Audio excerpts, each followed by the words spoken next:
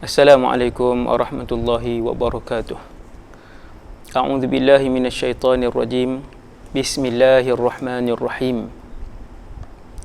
Alhamdulillahi rabbil alamin. Wassalatu wassalamu ala asyrafil anbiya'i wal mursalin wa ala alihi wa ashabihi wa man tabi'ahum bi ihsanin ila yaumiddin.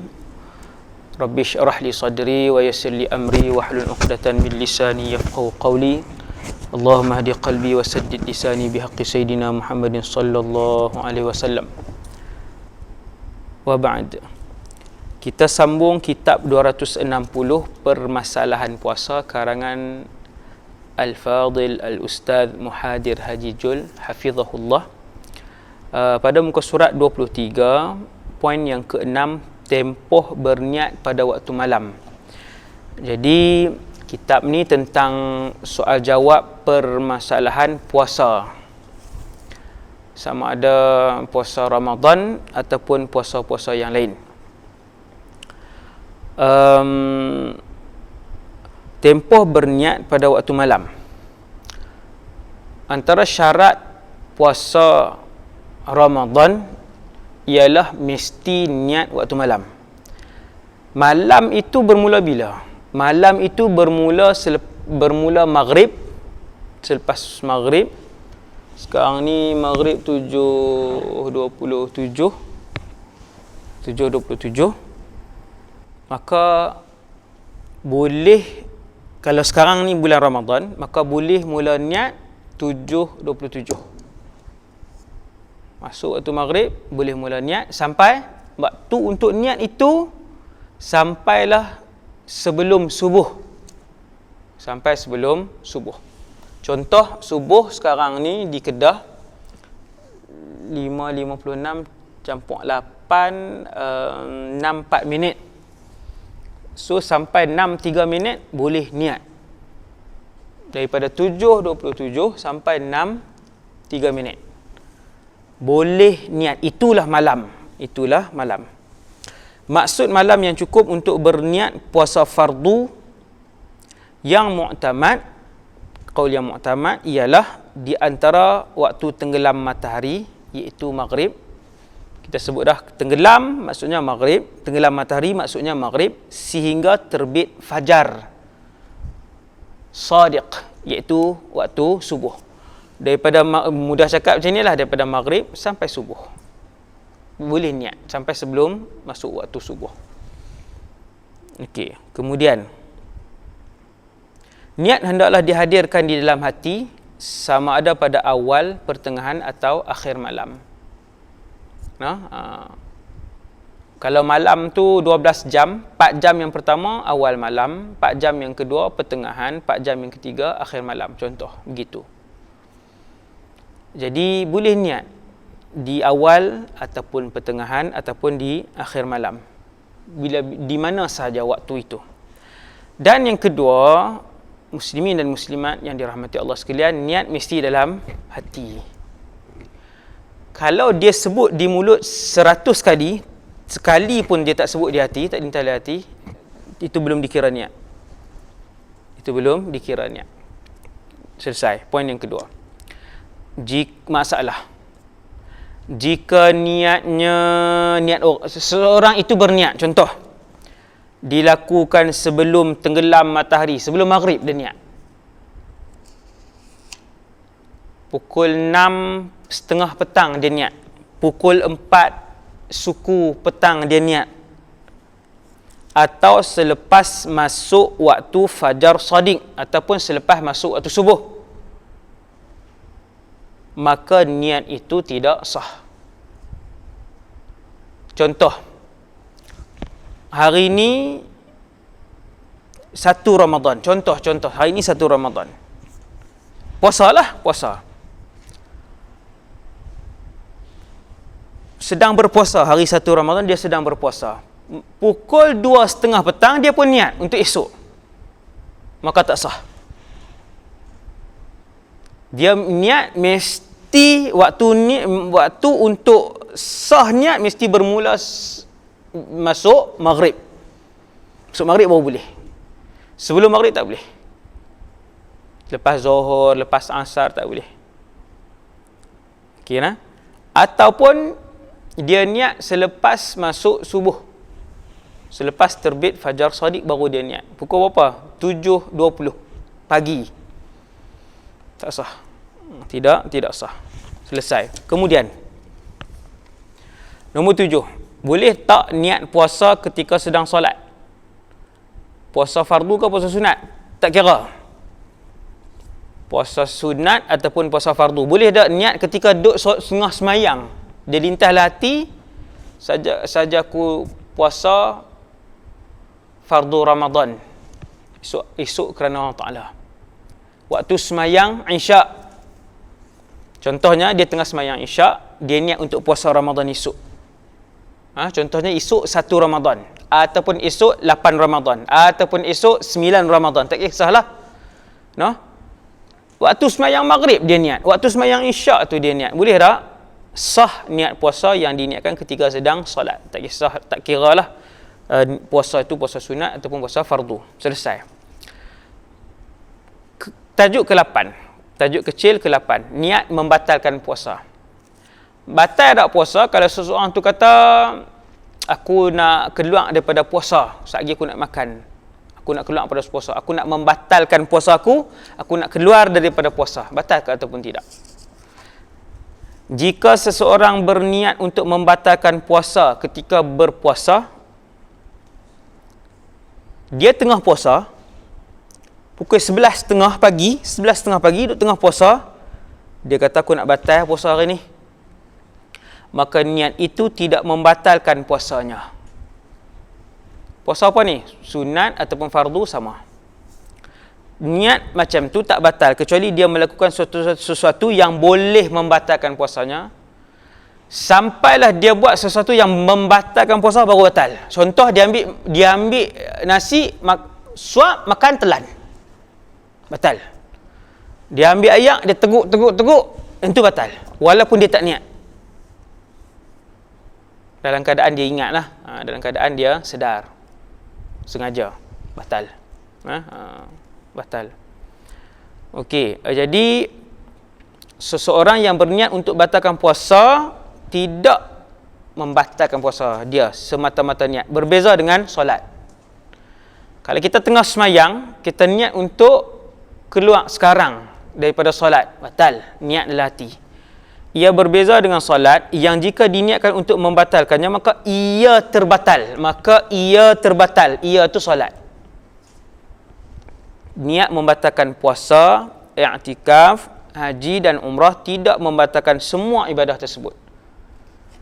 Nah, kalau puasa sama macam umrah, sama macam haji, sama macam i'tikaf. Dia i'tikaf, dia kata aku nak batal i'tikaf. Tapi dia masih duduk dalam masjid, maka tak batal i'tikaf itu. Sampai dia keluar daripada kawasan masjid.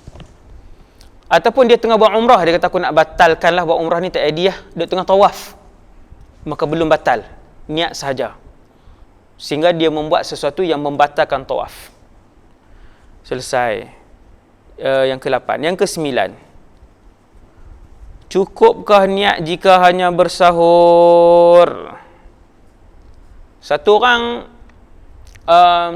dia sepanjang malam tak berniat, tapi dia bangun sahur. Memang dia kunci jam, esok nak bangun sahur berpuasa. Bila satu orang kunci jam untuk bangun sahur esok, dia niat apa? Untuk bangun sahur. Ada orang bangun sahur untuk breakfast, untuk tak sakit perut. Tak ada orang makan pukul 5 pagi setiap pagi, kecuali dengan niat yang khusus untuk berpuasa. Jadi bila satu orang dia niat esok nak sahur ni sebab nak puasa dalam hati dia, dan kemudian esok dia bangun sahur, ataupun dia niat, dia kata esok nak bangun sahur ni, kunci jam esok nak bangun sahur, nak puasa, dalam hati dia mengunci jam, tapi dia tak bangun esok sahur. Macam mana? Menurut pendapat yang mu'tamad inda Syafi'iyah, tidak cukup, tidak sah jika hanya bersahur tanpa terlintas di hatinya berniat melakukannya untuk berpuasa. Melakukan sahur itu untuk berpuasa. Dia kena niat dalam hati sahur tu untuk puasa. Esok nak sahur nak puasa pula. Dia niat dalam hati. Esok nak kena sahur puasa. Walaupun seseorang bersahur untuk berpuasa atau untuk kuat menahan lapar dan dahaga untuk esoknya. Jadi pendapat yang muktamad, tak cukup kalau sahur saja, tak terlintas di hati. Dan selalunya orang bersahur ni, orang yang bangun bersahur ni, memang dia bersahur untuk apa? Pukul 5 pagi, 4:30 pagi bangun masak. Tak ada orang breakfast waktu tu. Memang orang bangun sahur niat di hati untuk berpuasa. Itu sah. Itu sah. Samalah juga jika seseorang menahan diri daripada melakukan sesuatu yang boleh membatalkan puasa kerana takut fajar telah terbit. Dia tahan diri dia sebab apa ni? Takut fajar telah terbit. Dia tahan daripada makan dan minum dan benda-benda yang boleh membatalkan puasa sebab dia kata takut subuh dah ni. Dia tak niat pun untuk puasa. Kata pengarang, ia belum mencukupi, tidak sah. Siapa yang menahan diri daripada makan dan minum sebab takut fajar telah terbit, bukan untuk niat berpuasa, yang tu tak sah. Melainkan terlintas di hatinya berniat melakukannya untuk berpuasa. Contoh dia tak pasti pukul berapa, tak dengar azan lagi ni. Kan? Kemudian dia pun tak makan sebab apa?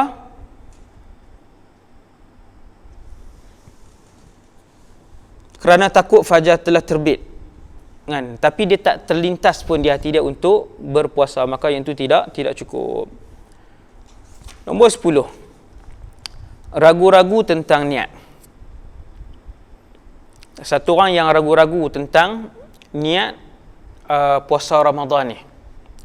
Jika datang was-was ragu-ragu ketika selepas berbuka puasa sama ada dia sudah berniat atau belum, lepas buka puasa hari tu 7.45 baru dia teringat,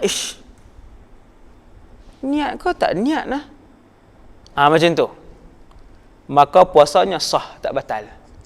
Dah buka puasa dah, dia dah 7.45 dah tengah makan, tengah baru dia teringat, hari ni pagi tadi niat ke tak? Dia bukan yakin lah, dia ragu-ragu lah. Pagi tak, semalam niat tak? Macam tu. Waktu bila dia niat, dia ingat tu, dia ragu-ragu tu waktu bila? Selepas berbuka puasa. Dah pukul 7.45, dah pukul 8 suku dah. Puasanya sah. Jika sebelum maghrib dia teringat, sudah berniat pada waktu malam, puasanya sah. Dia ragu-ragu, lepas tu sebelum maghrib dia teringat. Hari tu dia puasa, tengah puasa, pukul 6, 5 minit. Dia teringat, semalam tadi niat dah. Dia teringat macam tu. Sah puasa dia. Okey. Jika dia tak ingat sama sekali, maka puasanya batal. Tak yakin langsung. Niat kau tak niat, bukan ragu-ragu dah ni. Tak ingat langsung. Tadi, nombor 1 tadi, rasa macam niat. Tapi tak yakin, rasa-rasa macam niat, tu ragu-ragu. Hak ni tak yakin langsung, maka batal. Jika ingat selepas maghrib, maka puasanya batal kecuali mengikut pendapat Imam Al-Azra'i.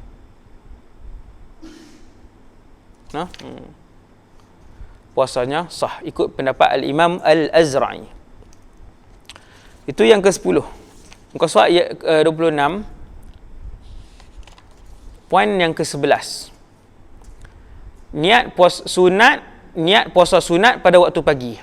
Yang ni puasa sunat lah. Ni tajuk puasa sunat. Boleh tak puasa sunat kita niat pada waktu pagi? Untuk puasa sunat boleh sah berniat pada waktu siang jika lupa berniat pada waktu malam dengan 2 syarat.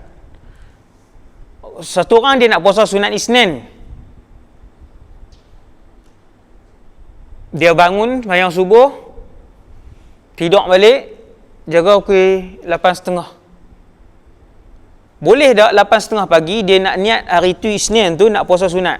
Boleh dengan dua syarat. Yang pertama, sebelum Zuhur, niat dia tu mesti sebelum Zuhur.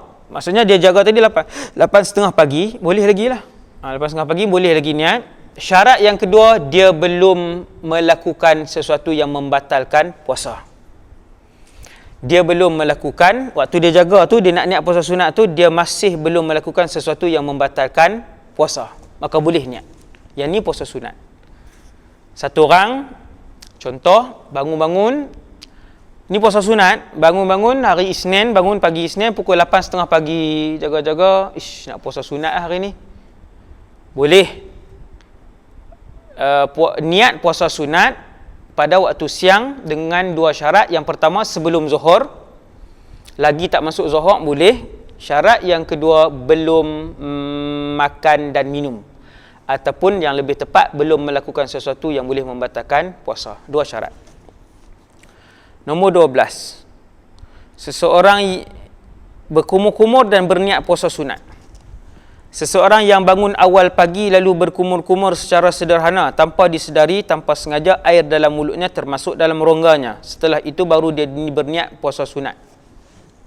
Dalam keadaan begitu, sah puasanya mengikut qaul yang asah. Qaul yang kuat, boleh. Tanpa sengajalah bangun pagi, berkumur yang bukan berlebih-lebihan, bukan mubalaghah fil madmadah, kemudian dia termasukkan air tanpa sengaja, kemudian dia puasa sunat, maka yang tu sah. Okey, poin yang ke-13, yang terakhir untuk bab yang keempat. Yang ni macam ulang kaji lah asalnya ni, macam ulang kaji ni. Perbezaan niat puasa wajib dan puasa sunat. Apa beza niat puasa wajib dan puasa sunat? Satu, puasa wajib niat dia mula daripada maghrib sampai terbit fajar sadiq, sampai subuh. Itu puasa wajib. Kalau puasa sunat bermula daripada maghrib sampai bila? Bukan subuh, sampai zuhur. Boleh. Dengan syarat belum melakukan sesuatu yang membatalkan puasa dalam tempoh itu. Puasa sunat tak wajib niat malam. Tak wajib niat malam. Boleh niat malam dan boleh niat siang sebelum zuhur dengan dua syarat tadi. Itu beza yang pertama. Beza yang kedua, puasa wajib mesti menentukan jenis puasa, seperti saja aku puasa Ramadan, saja aku puasa nazar, saja aku puasa kafarah, saja aku puasa qada. Mesti tentu, ta'yin. Puasa sunat tak wajib tentukan jenis puasa, kecuali puasa yang ada hari-hari yang muaqqat, yang muayyan, yang hari-hari yang tertentu, semacam puasa Arafah, puasa Ashura, itu. Puasa Isnin Khamis, yang tu kena sebut. Saja aku puasa sunat Arafah. Okey. Perbezaan yang ketiga, puasa wajib ialah tidak boleh menggabungkan dua puasa wajib. Tak boleh. Saja aku puasa Ramadan dan qada, Ramadan tahun lepas, esok kerana Allah Ta'ala. Tak boleh, tidak sah. So puasa wajib tak boleh jamak dua puasa sehari. Tak boleh jamak, tak boleh himpun dua niat puasa wajib sehari, tak boleh. Dalam satu niat tak boleh. Adapun puasa sunat boleh menggabungkan dua atau lebih dengan satu niat dalam sehari. Saja aku puasa sunat Isnin dan Syawal esok kerana Allah Ta'ala. Itu puasa sunat dibenarkan. Bahagian kelima, keadaan dan waktu berbuka puasa. Bab yang kelima, permasalahan nombor 1. Waktu berhenti sahur dan berbuka puasa mengikut negeri atau tempat seseorang itu berada. Seseorang yang berpuasa hendaklah mengikut waktu berhenti sahur dan berbuka puasa mengikut negeri atau tempat dia berada. Walaupun mungkin tempat dia berhenti sahur berbeza dengan tempat berbuka puasa. Macam ni contoh. Dia bersahur di Kedah, buka puasa di Australia. Satgi nak buka puasa, ikut waktu Kedah ke nak ikut waktu Australia? Jawapan dia, tempat dia berada. Dia buka puasa, ikut tempat dia berada. Selesai. Nombor 1. Catatan. Begitu jugalah untuk berhari raya, hendaklah mengikut tempat di mana orang itu berada ketika itu. Secara umum macam tu. No? Raya pun sama, maksudnya di mana dia ada, ikut tempat tu.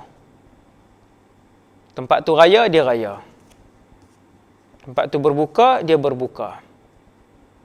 Dan ada situasi-situasi dia. Kalau puasa dia tak cukup, tak apa, kita masuk. Bismillahirrahmanirrahim. Situasi 1. Kita tengok. Situasi. Ini ada 3 situasi. Katakan seorang yang berpuasa sehari lebih awal di Mekah. Puasa awal sehari. Kan Mekah, Malaysia tak sama. Kadang kita awal sehari, kadang mereka awal sehari. Contohlah. Situasi 1. Satu orang hamba Allah ni puasa awal di Mekah. Bila balik Malaysia, penduduk Malaysia telah pun menyambut hari raya. Sedangkan dia baru berpuasa 9 hari. Dia baru berpuasa 29 hari. Seorang yang berpuasa sehari lebih awal di Mekah. Dia puasa sehari lebih awal. Ketika balik ke Malaysia, penduduk Malaysia telah menyambut hari raya 1 Syawal. Sedangkan dia baru berpuasa 29 hari. Dalam keadaan ini, dia hendaklah berhari raya bersama penduduk Malaysia kerana dia sudah berada di tempat lain. Dia tidak perlu mengqadha puasanya kerana minimum hari untuk berpuasa pada bulan Ramadan ialah 29 hari. Sini.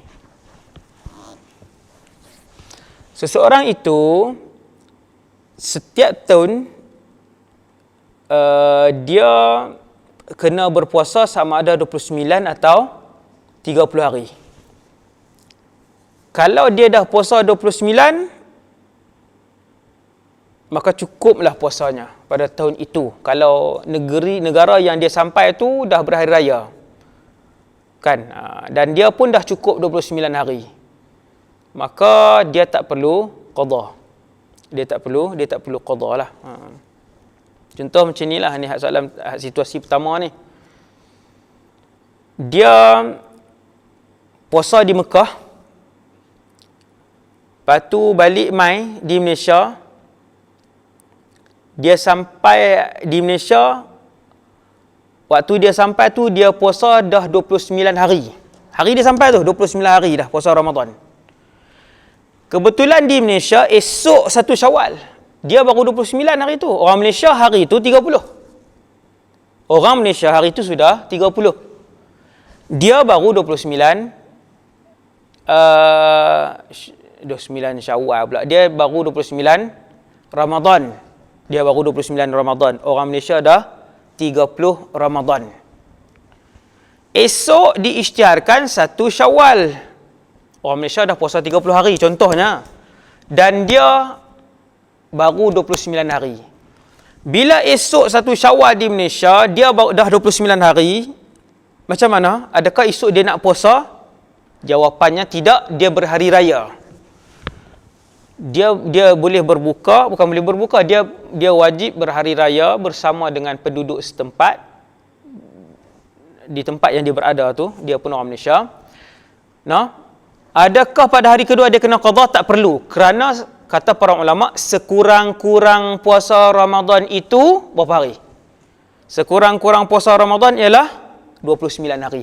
Maka puasa dia sudah mencukupi. Dia kena qadha tak? Nak bagi cukup 30? Tak perlu. Tak perlu. Itu situasi 1.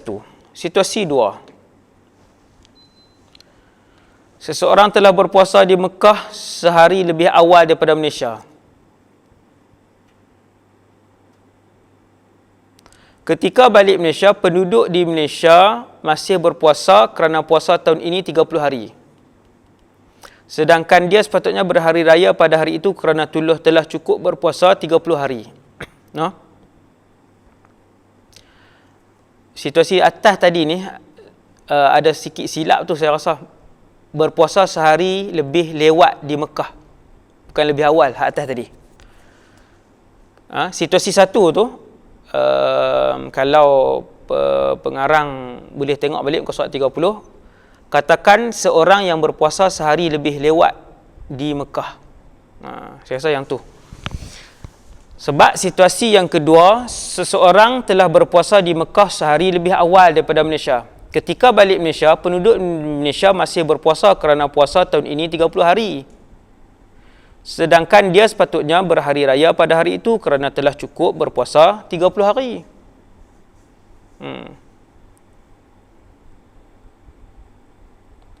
Dalam keadaan ini, dia hendaklah imsak, menahan diri daripada makan dan minum pada hari itu seperti orang yang berpuasa. Dia hanya akan bersama-sama berhari raya keesokan harinya bersama penduduk Malaysia. Yang ni maksudnya hamba Allah ni puasa berapa hari? Dia puasa 31 hari. Ni, situasi yang kedua ni. Kalau pengarang boleh tambahkan maklumat tu sikit. Maksudnya dia ni, hamba Allah ni, dia berpuasa 31 hari. Situasi yang kedua ni ialah hamba Allah ni dia balik mai di Malaysia, dia dah cukup 30 hari. Hari dia sampai tu dia puasa hari ke-30. Orang Malaysia baru 29. Orang Malaysia baru 29. Dia 30 dah. Bila orang Malaysia baru 29, dia dah 30. Esokkan harinya Mekah raya dah. Tempat dia mula puasa tu, Mekah raya dah. Orang Malaysia raya lagi, tak lagi. Orang Malaysia esok baru 30. Maka dia ni nak buat apa esok ni? Maka dia tetap tak boleh raya, dia kena ikut penduduk setempat. Maka jumlah dia puasa ialah 31 hari. Ni hamba Allah ni. Nak kata yang malang ke, yang pahala lebih ni, wallahu alam lah. Tapi dia 31 hari. Dia tetap tak boleh berhari raya, tak boleh berbuka, wajib imsak. Dulu kita pernah sebut imsak ni tahan diri, makan dan minum. Sama dengan penduduk Malaysia yang lain. Itu dua situasi. Kita tengok situasi yang ketiga. Seseorang bermusafir ke Arab Saudi atau mana-mana negara yang telah mula berpuasa sehari lebih awal dari Malaysia. Ketika sampai di negara tersebut, penduduk di situ telah berhari raya sedangkan dia sedang berpuasa untuk hari raya sedangkan dia telah berpuasa untuk hari yang ke-29. Apa penyelesaian dia? Dalam keadaan ini, dia hendaklah berbuka puasa dan berhari raya mengikut negara tersebut. Oleh kerana dia baru berpuasa 28 hari, dia wajib qada puasanya sehari lagi untuk mencukupkan bilangan 29 hari puasa. Contoh dia macam ni, situasi ketiga, bismillah. Satu orang ni, dia pergi ke satu negara tu raya awal sehari daripada Malaysia. Ketika dia sampai ke negara itu ialah hari ke-28 dia berpuasa. Itu penyelesaian dia, keadaan dia. Hamba Allah ni, dia sampai ke negara tu, hari itu dia sampai, dia berpuasa hari yang ke-28. Waktu dia sampai tu, dia sedang berpuasa. Dia masih berpuasa Ramadan, 28. Penduduk di negara tu berpuasa dah 29. Penduduk di negara tu berpuasa dah 29. Dan esok tu raya. Penduduk di negara tu berpuasa hari itu, hari yang hamba Allah daripada Malaysia ni, hari itu dia sampai, dia baru 28, penduduk situ 29. Kerajaan di negara tu isytihad esok raya, 29 hari je dia berpuasa tahun tu. Dia 28. Hamba Allah daripada Malaysia ni, hari itu 28, esok yang merupakan hari raya pertama penduduk negara tu, bagi dia itu adalah hari yang ke-29. Macam Macam mana dia nak buat? Sekurang-kurang Ramadan 29. Dia baru puasa 28. Maka cara dia ialah dia wajib berhari raya dengan penduduk di setempat di situ. Esokkan harinya 1 Syawal dia wajib berhari raya dengan mereka. Pi mayang raya, pi makan ketupat, tak ada lah Saudi contoh. Kan? Mayang raya apa semua makan dan dia wajib qada. Sebab sekurang-kurang Ramadan dia tak dapat lagi, dia baru 28. Pada hari raya yang kedua di negara itu dia wajib qada. Untuk mencukupkan bilangan puasa dia 29 hari. Berapa hari dia nak kena qada? Sehari je. Sebab dia dah puasa 28, dia qada sehari jadi 29, maka cukuplah sekurang-kurang Ramadan. Keadaan ketika berbuka puasa. Soalan nombor 2. Berijtihad waktu berbuka sudah masuk, hukumnya harus. Boleh. Tapi jika setelah itu jihadnya salah kerana sebenarnya belum masuk waktu berbuka puasa, batal puasanya hari itu. Ni macam mana pula ni nak kena ijtihad ni? Ni kalau kita duduk ni di Sungai Petani, di Georgetown, duduk di Kajang, duduk di Ipoh, duduk ijtihad main mana ni? Dengan azan berkumandang sana sini, TV, radio, internet, handphone kan? Yang ni seandainya seseorang tu sesat di hutan ataupun di penjara, wal'iyadzubillah, nas'alullah as-salamah, di penjara. Bukan penjara Malaysia, kalau penjara Malaysia, penjara Malaysia ni Masya Allah, orang Islam wajib puasa dan diberikan sahur dan buka puasa. Sahur pun dihidangkan, buka puasa pun dihidangkan. Kena tangkap di luar negara, nas'alullah as-salamah, masuk penjara. Tak ada siapa nak raih Ramadan kamu, tak ada siapa nak raih sahur kamu, tak ada siapa nak raih buka puasa kamu. Macam mana? Ni tajuk ni. Berijtihad waktu berbuka sudah masuk, hukumnya harus, boleh. Tapi jika setelah itu ijtihadnya salah kerana sebenarnya belum masuk waktu berbuka puasa, batal puasanya hari itu. Dia masuk penjara di Thailand bulan Ramadan. Bila masuk jam tak ada. Penjara bawah tanah pula. Penjara contoh-contohlah, tak ada jam. Jadi dia puasa. Orang jamu makan, dia tak makan pagi tu. Lepas tu orang jamu tengah hari, dia simpan. Dia minta untuk makan maghrib. Jam tak ada. Lepas tu bila dah habis mayang asak, dia pun tunggu lagi. Cuma dia tak tahu masuk ke tak ni. Tapi selalunya selepas asak, kalau dia duduk selama itu, sudah masuk waktu maghrib, dia pun makan. Habis-habis makan, banduan seorang imai Islam juga baru masuk penjara sebelah. Banduan yang baru masuk tu tanya, korang tak puasa ke? Kita kan Ramadan. Aku duk rasa macam masuk dah waktu. Dia kata tak lagi, baru 6.40.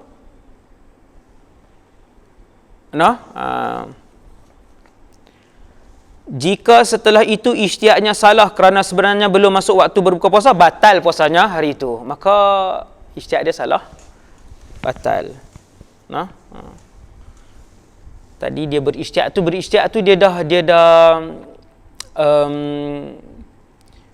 dia sudah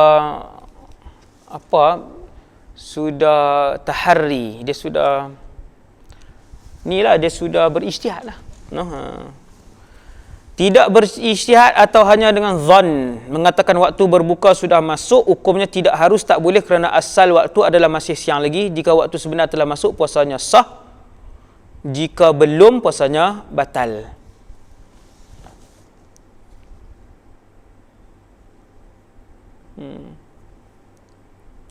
Jadi tak boleh, dia kena ijtihad juga. Dia kena berusaha untuk berijtihad bahawa waktu berbuka sudah masuk ataupun belum.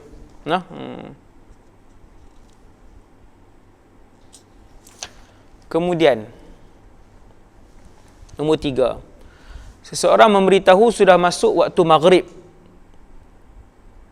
Boleh berbuka puasa apabila ada seseorang memberitahu sudah masuk waktu maghrib dengan syarat orang yang memberitahu itu seorang fiqah, boleh dipercayai. Contoh, dia duduk dalam penjara, satu orang daripada yang bekerja di penjara tu Islam, Muslim. Dia duduk di penjara negara kafir. No? Orang tu lah yang main bagi tahu kat dia tiap hari, masuk dah maghrib. Maka boleh berbuka puasa. Seorang yang fiqah Muslim tu, dah kita duduk di penjara negara kafir. Nak cari mana orang yang nak cari mana lagi orang untuk kita percaya. Jadi ada seorang Muslim, kira fiqah lah tu. No? Satu orang Muslim di negara kafir tu kira fiqah. Yang terakhir untuk bab kelima ni, radio atau televisyen. Kita bergantung pada radio, TV itu bolehkah? Dibolehkan menjadikan radio atau televisyen sebagai pengantar ijtihad. Pengantara ijtihad kita untuk mengetahui waktu berbuka puasa. Walaupun dibolehkan menjadikannya tu radio atau televisyen untuk mengetahui masuk waktu berbuka, tapi hendaklah dipastikan waktu yang digunakan oleh radio atau televisyen tersebut mengikut waktu tempat dan kawasan itu. No? Duk Kedah buka Johor FM. Sama tak maghrib? Beza 8 minit. Kan? Beza 8 minit. Jika ia lambat atau cepat beberapa minit daripada waktu sebenar di tempat tersebut, maka pengumuman dalam radio dan televisyen tersebut tidak boleh dipegang. Maka tak boleh. Nah, dia mesti buka radio tempat yang dia berada tu. Nah, kalau Kedah lah. Begitulah dan yang lain-lainnya. Walhamdulillahirabbil alamin.